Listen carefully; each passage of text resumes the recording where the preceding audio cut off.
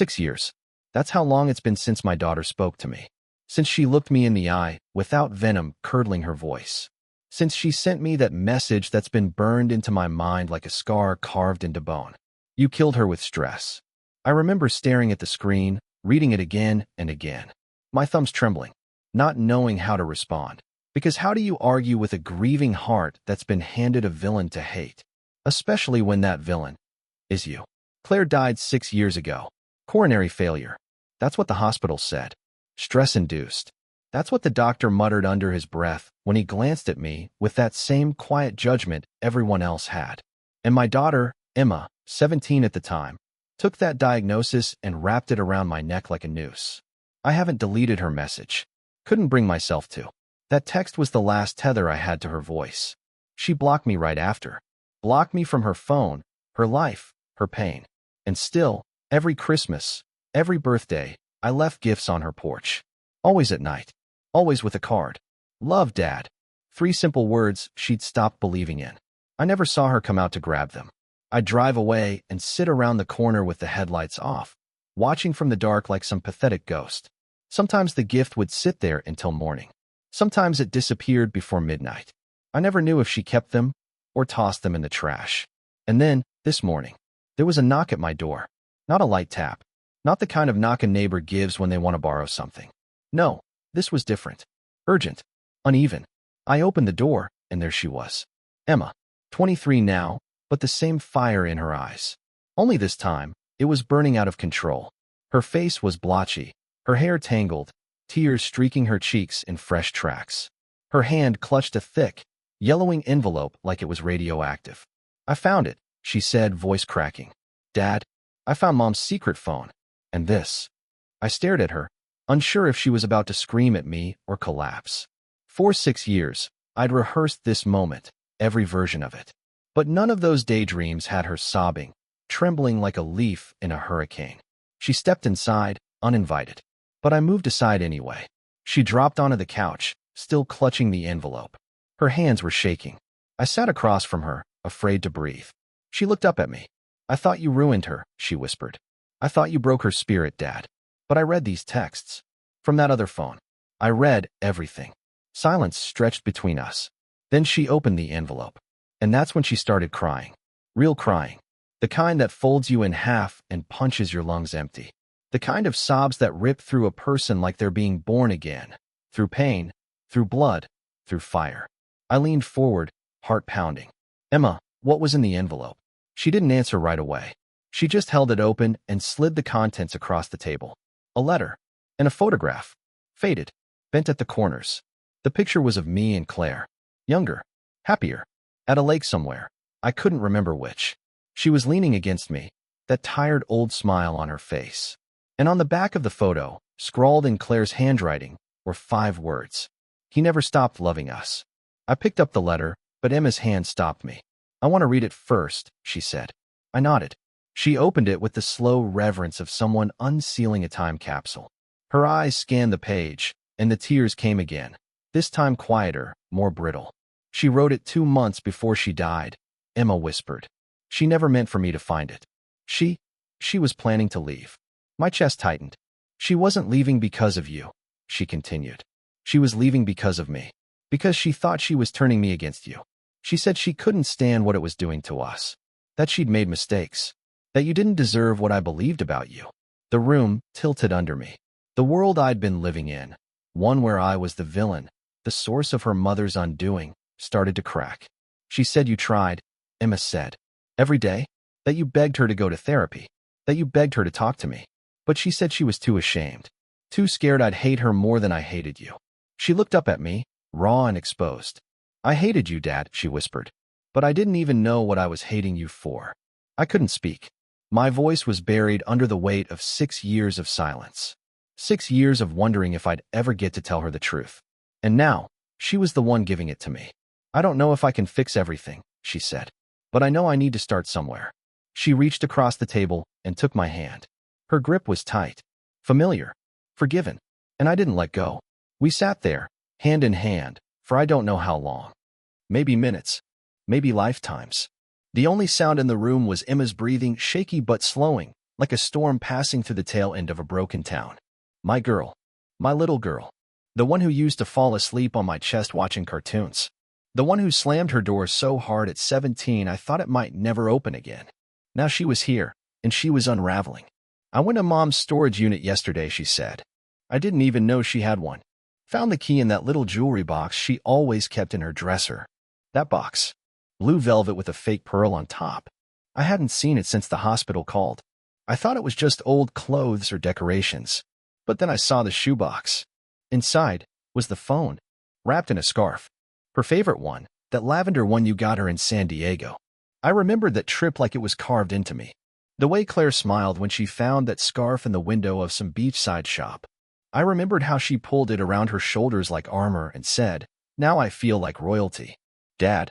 Emma looked up again, voice small. That phone had hundreds of messages. Sent. Unsent. Drafts. Notes. It was like her shadow diary. Everything she didn't say out loud, she poured into that phone. She pulled it out of her pocket. A scratched-up Samsung model from a decade ago. I'd seen it once or twice. Always thought it was a backup. I never realized it was a vault. I read every word, she said. Some of it made me sick. Not because of you. Because of what she was hiding. I leaned forward. Emma, what exactly did she say? She swallowed. She was scared. Not of you. Of what was happening inside her. The anxiety. The pressure. She wrote about waking up in the middle of the night, unable to breathe. She was ashamed. She thought you'd leave if you saw how bad it was getting. I shook my head slowly. I begged her to let me help. I asked her to talk to someone. She said she was fine. She always said she was fine. Emma nodded. She said that too. In the texts? That she was afraid if she admitted she was falling apart, you'd look at her differently. My jaw clenched. I never would have. I know, Emma said quietly. She knew it, too. But by the time she accepted it, she thought it was too late. She handed me the phone. Read this one. I tapped the screen. It was a note, dated just a month before the heart attack. Emma's angry with him again. I didn't tell her it was my fault we missed the college visit. I let her think it was him who forgot. It was easier. I couldn't deal with another fight. But now she's icing him out, and I see the way he looks at her. Like he's losing her, one glance at a time. I'm the one who's disappearing, but he's the one being erased. I blinked hard. She let me blame you, Emma whispered. Over and over. And I didn't question it. I just believed her. She covered her face. I'm so sorry, Dad. I've been so cruel. I stood up slowly, walked around the table, and knelt in front of her. No, I said. You were a kid. You trusted your mother. That's not cruelty, that's loyalty. I was wrong. You were grieving. She looked me in the eyes, and I could see it, all the years of pain she'd carried. All the weight someone her age should never have had to bear alone. I found more, she said. Letters. Some addressed to me. Some to you.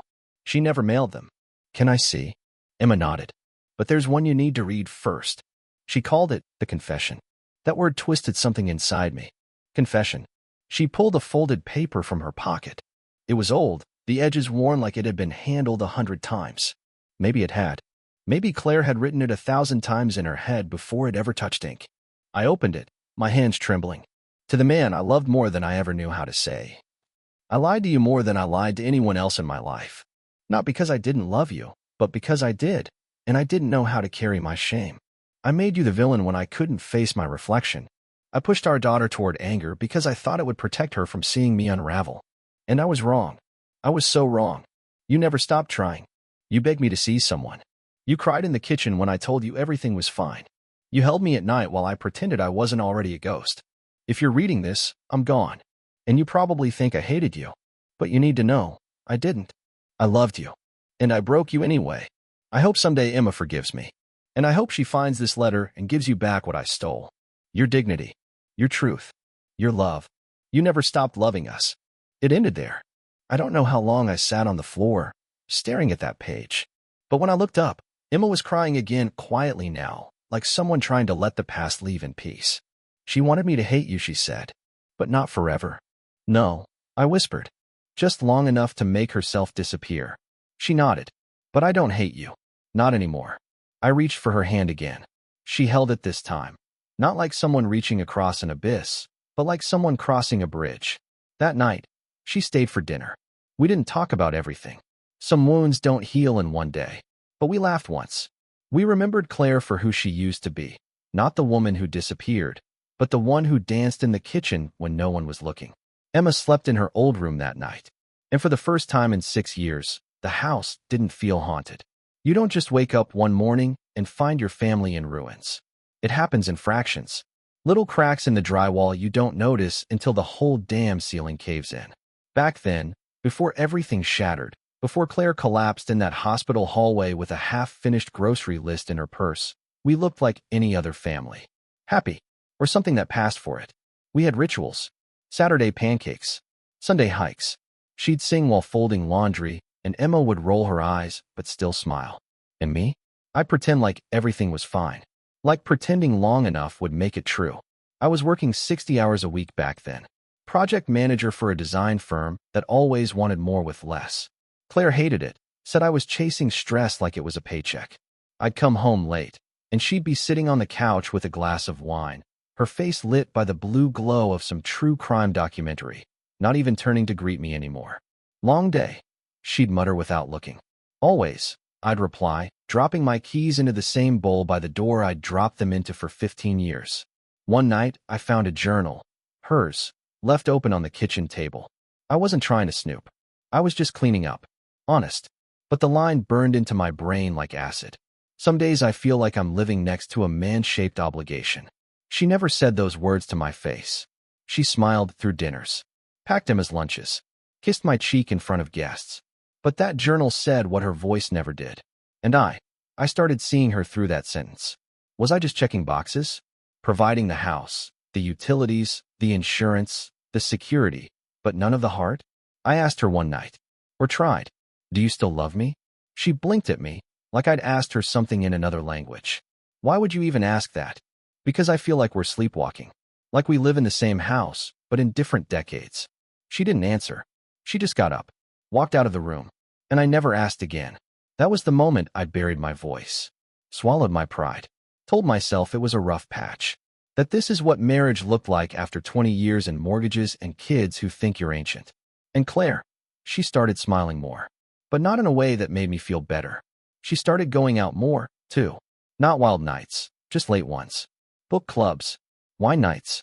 Dinner with Lila became a phrase I heard once a week, then twice. I remember one night in particular. Emma was already asleep, and I was flipping through the channels, half watching a game when Claire came in. Hair tousled, eyes bright.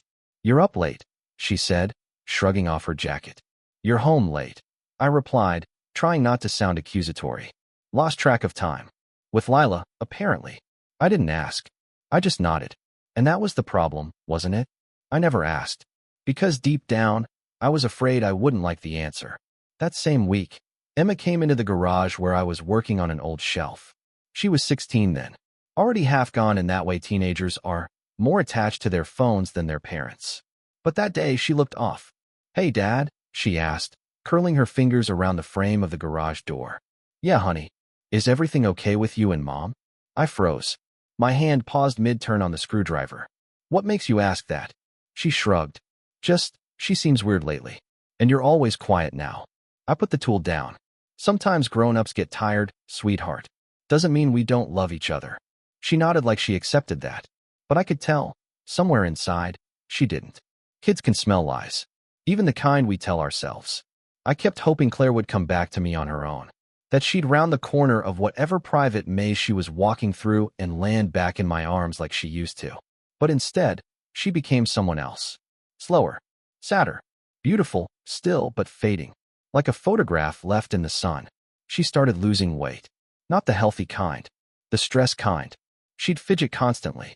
Recheck the locks 3 times before bed. Wake up gasping in the dark. I begged her to talk to someone. A therapist. A doctor. Me. She said she was fine. Always fine. Then one night, she confessed, barely a whisper. "I think there's something wrong with me." "What do you mean?" "I don't know. I feel like I'm unraveling. Like I'm trying to hold 100 threads, and if I let go of one, they all slip away." I took her hand. "You don't have to hold them alone." She smiled a broken smile and said, "But I do. You're already carrying too much." That was the night I realized Claire wasn't lost. She was drowning, and she didn't want me to dive in after her. The silence between us grew roots. Emma started siding with her in arguments, small ones at first, then sharper, the kind where the eyes narrow and the hearts close. I became the problem in our house. Too stern, too traditional, too much. And one night, I overheard them in the kitchen. "She doesn't understand how much you've sacrificed," Claire told Emma. "Yeah, but he just doesn't get me," Emma said. "He's stuck in the Stone Age." My wife didn't correct her. She didn't defend me. She just nodded. And my last ally disappeared. Emma was 18 the night Claire collapsed. I was at work late. Again. She was at home. Alone. It was Emma who found her. Emma who screamed. Emma who called 911. By the time I got there, it was too late. And the first thing Emma said to me, before the hospital, before the morgue, before we even sat down together again, "You did this." 6 years later, she's back in my house. And we've barely scratched the surface. The morning after Emma showed me the confession letter, she slept in late. I didn't blame her. Truth has a way of draining you, especially when it rewrites every chapter of your life. I sat at the kitchen table with my coffee gone cold, Claire's secret phone beside me. I hadn't touched it again since the night before. Like it might burn me if I looked too close. But I couldn't ignore it. Not anymore. There were over 200 saved notes. Some dated back years. Some were just raw fragments of emotion, rants, unspoken apologies, unfinished thoughts. And then, there were the letters. She'd written to everyone. Me, Emma, even her sister. Some read like suicide notes. Some read like diary entries. But one, buried in a folder labeled unsent, was different. It started with, "To the one I never should have trusted." I stared at the screen. The name at the end of the message? Lila. Not a man. Her best friend. At least, that's what she always told me. I read it once. Then twice. And on the third time through, it hit me like a brick to the ribs. You told me I deserved more. That he didn't see me anymore. That I was just another part of the furniture to him. I believed you because you were my best friend. You fed the fire until it felt righteous. Until it felt like love, or the closest thing I had to it. But you knew. You knew I was unraveling. You saw the cracks and didn't try to seal them. You widened them. You whispered that I could escape. That I could start over. That I didn't know him anything anymore. And the worst part? I believed you. I pulled away from him. From Emma. I built a little world where I was the victim and he was the villain. You told me what I wanted to hear. That I deserved a fresh start. That a new man could fix what was broken. That love could be found on the other side of a lie. But he wasn't love. He was leverage. And when he walked away, I had nothing left but the ruins I made. I stopped reading. There it was. Plain as day. Claire didn't just collapse under the weight of her own guilt. Someone helped her load the stones into her pockets. And that someone was Lila. Her sister in spirit. The woman who stood beside her at our wedding. The woman who held Emma the day she was born. The woman who cried the loudest at Claire's funeral. Now all I could remember was the way Lila looked at me at the wake. Pity. Cold, hollow pity. Because she knew. She knew what she'd done. What she'd pushed. Later that afternoon, Emma and I went through the rest of Claire's things. Quietly, cautiously. Like we were tiptoeing through a war zone. She handed me a box marked Christmas cards, but inside were bundles of letters wrapped in ribbon. Some torn. Some stained with old tears. "Look at this one," she said, sliding a folded page toward me. This one was addressed simply. "For when Emma hates him." My heart sank. Emma, read it aloud. "If you're reading this, it means I've failed to tell you the truth. Failed to show you how much your father loved you. Because if I had, you wouldn't be blaming him. He didn't miss your graduation because he forgot. He missed it because I lied and told him the time was changed. I wanted to hurt him. I wanted to punish him for still trying to fix me when I had already decided I was broken beyond repair. You were just a girl. I let you become a shield for my pride. And I'm sorry. You think he was the storm, but Emma, he was the one building the damn roof over our heads while I let the rain in." Emma's voice cracked halfway through. She handed it to me. "I told everyone you were cold," she whispered. But it was her who was freezing inside. I didn't say anything. What was there to say? This woman, my wife, Emma's mother, had rewritten reality so thoroughly, we'd both been living inside her fiction. And she'd left the truth scattered in drawers and digital dead ends, like breadcrumbs she was too ashamed to leave in the open. I thought we'd found the bottom of the truth. We hadn't. Because Emma pulled out one more letter. One that was addressed to a man. A name I didn't recognize at first. To Cal. "Who's Cal?" Emma asked. I shook my head. No idea. I opened it. I told Lila I couldn't go through with it, that I still loved him, even if I didn't feel like his wife anymore. But you made it all seem simple. You never asked for anything permanent. You just gave me attention, made me feel visible again. I know what we did was wrong. I know you don't want anything more. I told myself it didn't matter, but I'm breaking inside. I don't want to leave him. I just wanted to feel like someone saw me. You saw me, but it wasn't love. It was loneliness disguised as validation. I lowered the page slowly. A name. A man. Not a full-blown affair, not by her own words. But something happened. Something emotional. Maybe physical. Maybe not. Maybe it never got that far. Maybe it did. But she confessed it in writing. And Emma saw it, too. I don't know who he is, I said, half to myself. Emma frowned. Wait. Cal? Then her face changed. Oh my God, she whispered. I remember him. He used to do our landscaping. Like 4 years ago. That's when it clicked. The young guy. Early 30s. Tattoos up his arms. Always too friendly. Always offering to help with extra stuff. Claire said he was harmless. Now I knew better. Now I knew everything. That night, I stood in Claire's old office. The room we never changed. I stared at the shelf of books she never finished reading. The candle that still smelled like lavender. And for the first time since she died, I didn't cry. I just whispered. You burned the house down and made me hold the match. Lila always had that kind of smile, the slow, syrupy kind that could fool a priest. Or a husband. Or, in this case, both. I used to think it was charming. Claire said she was harmless, just a little too flirty. It's just how she is, Claire would say, brushing it off with a laugh that didn't quite reach her eyes. But now? Now I knew Lila wasn't harmless. She was patient. She planted poison with compliments and watered it with half-truths. And I didn't see it until it had already strangled everything we built. Emma was the one who insisted on confronting her. She doesn't get to hide, she said. I watched her pace across my living room, Claire's secret phone clutched in her hand. She looked older than she should at 23, shoulders too tight, eyes too tired. She smiled at me at Mom's funeral, Emma muttered. She hugged me. And the whole time she knew. She knew what she'd done. You're sure you're ready for this? I asked. She turned, voice cold. I've been ready for 6 years. I just didn't know who deserved the fire. So she called her. Just like that. Calm. Polite. Hey, Lila. I found something of Mom's. Thought you'd want to see it. Can I swing by? And Lila, God bless her smug little soul, responded with, of course, sweetheart.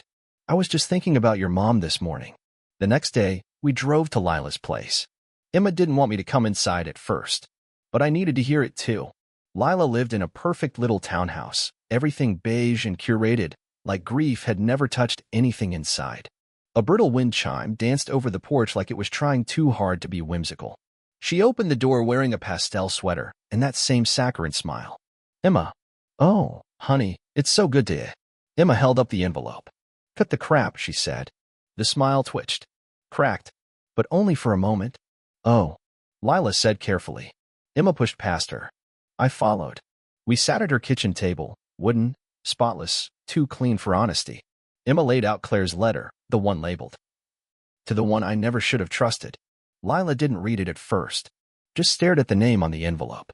Then she gave a soft laugh. I see. You want to say something? Emma said, her voice like glass. Or are you going to pretend none of this is real? Lila folded her hands. Your mother was complicated. That word. Complicated. It's what cowards say when they don't want to own what they broke. She was fragile, Lila continued. She needed someone to remind her she deserved more than schedules and silence. Emma cut in. You mean more than my father? She wasn't happy. And you fixed that by what? Pushing her toward another man? I never pushed her. Emma slammed her palm on the table. She wrote it, Lila. She said you fed her lies. You made her believe starting over meant throwing everything away, including me. Lila finally looked at the letter. Really looked. Her lips moved as she scanned the page. Her face darkened. Her hands shook just slightly. She wasn't supposed to keep that, she whispered. And just like that, there it was. The crack. The confession. You wrote her that letter, I said. Lila didn't deny it. I wrote a lot of things, she murmured. Things I thought she needed to hear. Because he wasn't listening anymore. Her eyes flashed toward me. Oh, I was listening, I said, voice low. I just didn't know the friend she leaned on was trying to wear her skin. That hit her. The color drained from her face. You think I wanted her life? She snapped. I pitied her. Stuck in that hollow marriage. You think you're some grieving saint now? You were killing her long before she collapsed. I stood, jaw tight. Emma grabbed my arm, stopping me. No, she said. Let her talk. Let her twist it all. Lila's voice lowered to a hiss. You want to know why she wrote that confession? Because she needed to feel blameless.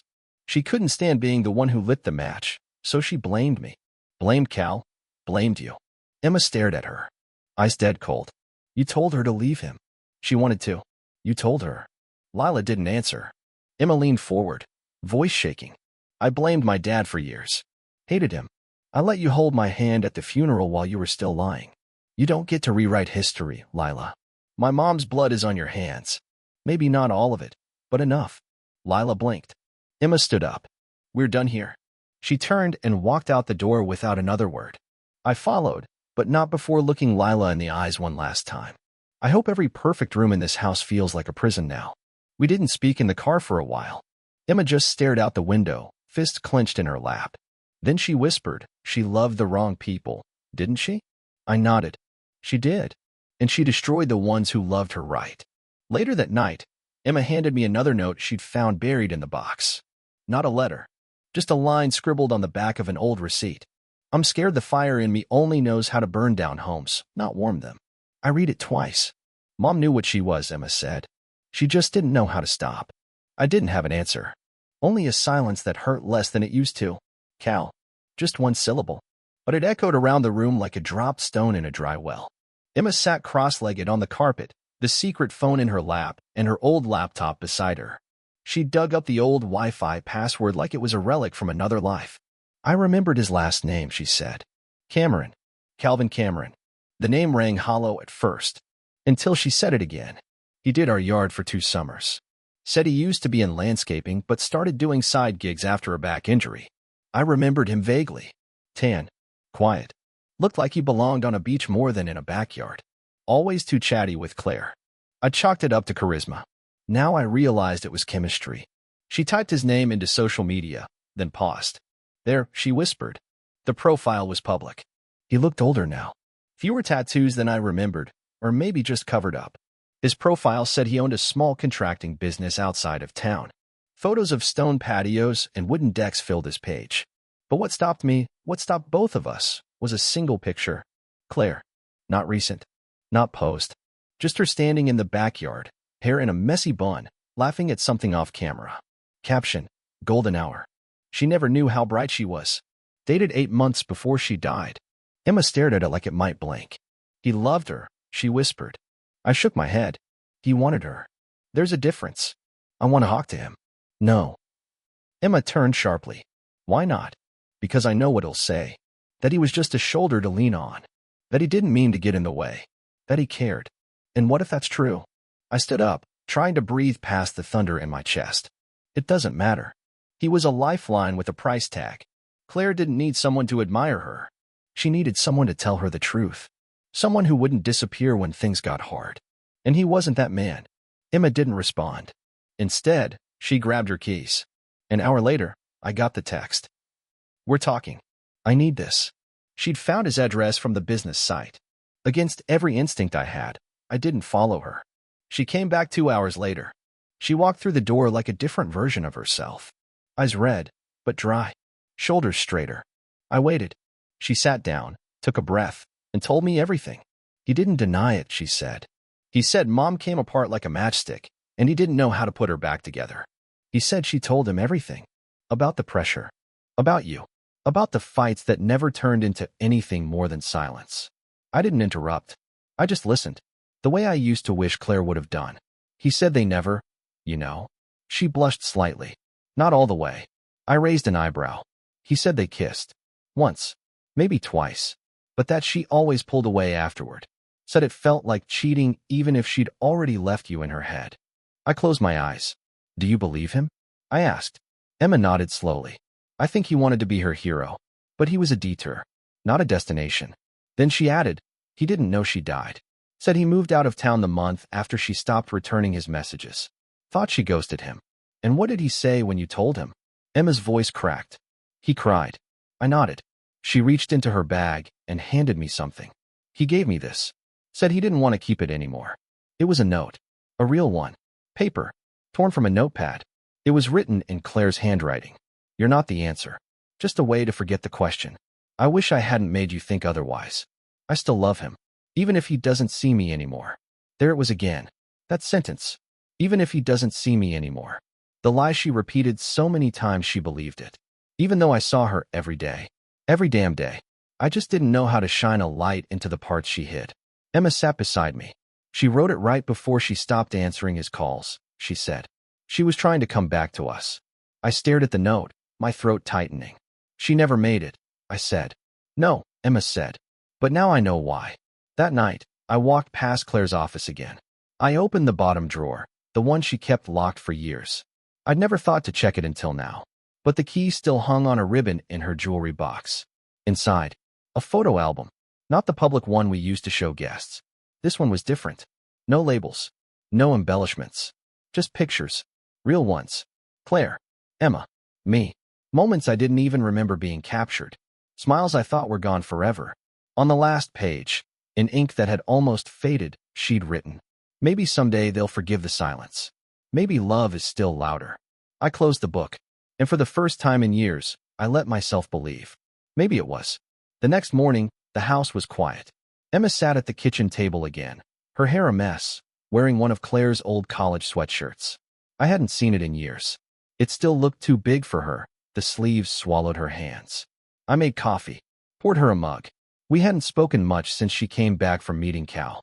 There wasn't much to say that hadn't already been said in sighs, sideways glances, and shared grief. But we had to say it. Out loud. Finally, she took a sip of her drink and then looked up at me with eyes that used to look at me like I was the problem. Now, they just looked tired. Do you hate her? She asked. The question cracked something in me. No, I said. It wasn't a lie. But it wasn't the whole truth, either. I hate what she did to us. I hate that she couldn't tell the truth when it mattered most. But hate her. I shook my head. I still dream about her. And when I wake up, I miss her like I never even knew the ending. Emma nodded. She loved you, she said, quieter. She didn't know how to stay, I replied. We let that hang in the air. Then she asked the one thing I'd always dreaded. Why didn't you fight harder? I looked at her. Really looked. My daughter. My wife's shadow and her light. My blood. My legacy. I did, I said. Every day. In every way I knew how. I begged her to let me in. I rearranged my schedule. I planned date nights she always canceled. I suggested counseling. I left notes in her books. Emma blinked. You did. I used to write in the margins. I knew she reread Austen every winter. I'd write little things like, still my favorite smile, or remember when we had coffee in bed after your first article got published. Her hand covered her mouth. She never told me that. Because none of it worked. She was already slipping. And the harder I held on, the more she looked at me like I was strangling her. She never said any of that. No, I said. But you blamed me anyway. Her face flushed with guilt. I know. I took a deep breath. That's the part that hurt the most. Not the silence. Not the gifts left on your porch. Not even the text you sent that ended it all. Emma swallowed hard. You killed her with stress, I quoted. That was the last thing you ever said to me. She looked away, ashamed.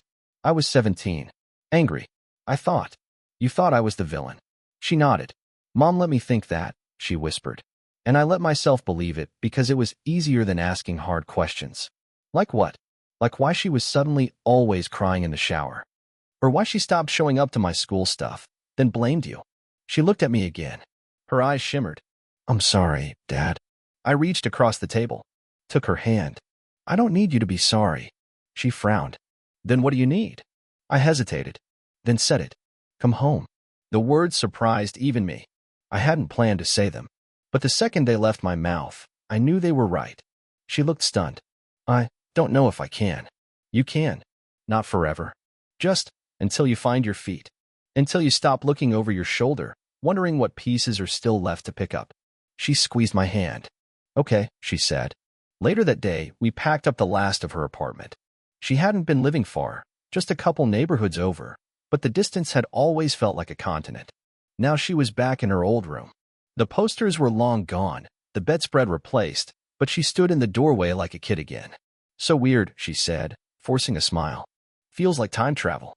It's still your room, I said. She turned to me. No, she said. It's ours now. A second chance. That night, we made dinner together. Pasta. Nothing fancy. But the kind of meal where we talked. Laughed. Like we hadn't done in half a decade. She pulled out Claire's journal after we ate. Still more to read, she said. Let's read it together. So we did. Side by side on the couch. Me with my glasses. Her with a yellow highlighter she kept clicking nervously. Page after page, Claire's voice filled the room. Regrets. Secrets. Small joys. Even grocery lists. It was like hearing her again, only this time. We weren't afraid to listen. Then we found the last entry. It was dated 2 days before she died. Emma still isn't talking to him. I made it worse. I told her half-truths and wrapped them in emotion. She doesn't know I canceled the family trip on purpose just to get some space. I blamed him. I always blame him. But he's still here. Still trying. If something happens to me, I hope they both remember one thing. I never stopped loving them. I just forgot how to live with myself. Emma whispered she wanted redemption. Too late, I said. Then she shook her head. Maybe not. She closed the journal. She gave us the pieces. We're the ones who get to build something out of them. I nodded. And this time, I believed it. 3 days after Emma moved back in, the storm rolled in. Not the kind you see coming on a weather report. This one was quieter. Came wrapped in a shoebox Claire had stored inside a linen closet behind stacks of old towels, still folded with the same careful corners she'd always insisted on. I only found it because Emma said she needed fresh sheets, and when I reached in, there it was. A simple white box with her name on top. Claire, all caps, her handwriting, centered like a title on a gravestone. I stared at it for a long time. Emma sat on the bed, clutching a throw pillow to her chest like it might protect her from what we'd find. You sure? I asked. She nodded. I opened the box. Inside, old keys. A dried flower from some forgotten bouquet. A bracelet Emma had made when she was 10. And beneath it all, a sealed envelope addressed not to me, not to Emma, but to herself. To be read when I start to forget who I am. Emma whispered, "What does that mean?" I didn't answer. I opened the letter and read it aloud. Claire, if you're reading this, it means you've started disappearing. Again. And you promised yourself you wouldn't let it get this far. So here's what you need to remember. You are not a mistake. You are not a burden. Not to Emma. Not to him. You think you're protecting them by lying. By fading out piece by piece. You tell yourself that if they don't see you unravel, they won't grieve when you break. But you're wrong. They'll grieve anyway. Only they won't grieve the real you. They'll grieve a ghost they never understood. And you'll have done that to them. He is not the enemy. Stop making him wear your sadness like it's his. And Emma is not your shield. She's your daughter. Don't put your battles on her back. If you're still thinking about leaving, wait. 1 week. Just one. Sit with the truth for 7 days. And if by the end, you still think vanishing is the kindest option, then fine. But at least you'll be making that choice with clear eyes. You want to be seen, Claire? Then stop hiding. I stopped reading. The room was dead quiet, save for the rain tapping the window like a soft knock from the past. Emma was staring at her knees, tears slipping down her cheeks. She wrote that for herself, she whispered, because no one else could get through. I folded the letter carefully and put it back in the box. She knew she was spiraling, I said. Emma nodded. She just didn't know how to stop. Then she looked up at me. I found something else too. In her email drafts. She pulled out her phone and opened a screenshot. It was another message. This one addressed to a divorce lawyer. Claire never sent it. It was titled simply, Request for Separation, Unsure Timeline. Dated 10 days before she died. I read the first line. I'm considering ending my marriage, but I don't know if it's because I'm unhappy or because I've forgotten how to be happy. Emma looked at me carefully. Did you know? No, I said honestly. She studied me a moment longer, then handed me a second screenshot. The lawyer's reply. Happy to schedule a consultation. Just know that deciding while emotionally unwell can lead to regret. Consider counseling first. I sat back. Someone told her to pause, I said. She didn't, Emma replied. No, but she thought about it. Emma wiped her eyes and let out a shaky breath. She was halfway to saving herself. Then quietly. But she didn't make it. That night, I couldn't sleep. I stood in the doorway of her old office again. The room that had started to feel more like a tomb than a study. I looked around at the shelves, the desk, the half-empty drawers. And I remembered how it used to smell of vanilla and lavender, the soft click of her keyboard echoing through the walls. I remember watching her from the hallway once, face calm, eyes focused, and thinking, she's still here, still mine. But now I understood what I hadn't back then. She was already writing goodbye letters to herself. The next morning, Emma found me at the kitchen table. "I think I'm ready," she said. "For what?" "To say goodbye. For real." We drove to the cemetery. No speeches. No rituals. Just silence. She knelt by the headstone, ran her fingers across the engraved letters like she was tracing a wound. Then she whispered, "I forgive you, Mom." And after a beat, "I miss you." She stood, looked at me. Then she smiled. Not a big one. Not bright. But real. "I think it's time to start living," she said. 3 weeks after Emma moved back in, life began to look something like normal. She found a rhythm. Coffee at 8, job hunting from the kitchen table by 9, headphones in, eyes scanning screens like she was trying to read her way out of the past. Every so often, she'd scribble a note in that same journal Claire used to carry. "I'm writing down what I want to keep," she said when I asked. She never used to write anything. That alone felt like a small resurrection. One morning, she tapped on my office door. "I applied for a job," she said, voice casual but eyes alive. "Administrative assistant at the Miller Foundation. Nonprofit. They do mental health advocacy." Felt fitting. I smiled. "You'd be perfect." "I don't know about perfect," she muttered, "but I'd care." She left it at that. But I saw something in her walk as she headed down the hallway, purpose. The kind her mother used to wear like perfume. For days later, she got the interview. And 2 after that. The job offer. She came bursting through the door like she used to as a kid, waving the offer letter above her head. I'd never seen her light up like that since before Claire passed. She hugged me, laughed. Then her phone buzzed, and everything changed. The name on the screen? David Sinclair. A name I hadn't heard in a while, but one I hadn't forgotten, because Claire had whispered it once in her sleep during the final year. Back then, I assumed it was someone from her office, some coworker. I asked about it once. She brushed it off. Just a friend from the foundation, she'd said. The Miller Foundation. Same place Emma now worked. Emma frowned. "He's the executive director here. He said he remembered me from when Mom used to bring me to board luncheons. Said he's thrilled I'm joining." I took a breath. "Emma, I think he was one of the people your mom leaned on. Too much." Her eyebrows lifted. "You mean?" "I don't know for sure," I said. "But she mentioned him. Once.